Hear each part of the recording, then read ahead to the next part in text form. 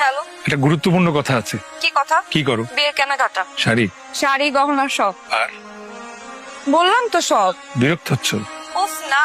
তাহলে বললে কেন? আচ্ছা ঠিক আছে, আর বলবো না। তোমার গুরুত্বপূর্ণ কি কথা সেটা তাড়াতাড়ি বলো।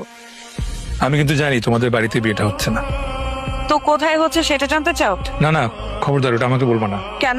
পরে যদি আমি বিয়ে বাড়ি চলে আসি, পাগলামি শুরু করে দিই, তোমাকে নিয়ে টানা আচড়া করি। তুমি করবো না, এটা আমি ভালো করে জানি। আরে আমি পাগল, পাগলরা কি করে তার কোনো ঠিক ঠিকানা আছে নাকি? এটাই কি তোমার গুরুত্বপূর্ণ কথা? না, তো আজকের পর আমি ফোন দিলে তুমি আমার ফোন রিসিভ করবে না। আচ্ছা, আমি কিন্তু বারবার ফোন দিব, 1000 বার 1,000,000 ফোন দিব। আমার কিন্তু কন্ট্রোল থাকবে না, ফোন দিতেই থাকবো।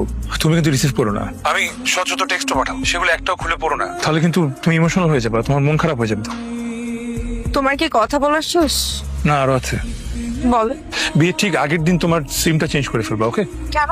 আমি তো পাগল হয়ে যাবো, তখন মাথা ঠিক থাকবে না, বারবার ফোন দিতে থাকবো। তার থেকে ভালো না তোমার ফোনটা একবারে বন্ধ পেলে, তখন আর ফোন দিতে পারবো না। আর শুনো, আমার বারবার ফোন দেওয়া দেখে যদি তোমার জামাই কিছু জিজ্ঞেস করে, তুমি বলবা তুমি চিনো না, ডিস্টার্ব করে তোমাকে, বখাটা ছেলে, ওকে? আর শোনো না, বলো। তোমার নতুন নাম্বার কিন্তু আমি খোঁজার ট্রাই করবো। তুমি তোমার কাছের বন্ধুদের ওই নাম্বারটা দিও না, হ্যাঁ? আর ওদেরকে বলে দিও আমার সাথে যেন তোমার কোনো ইনফরমেশন শেয়ার না, পারবা তো?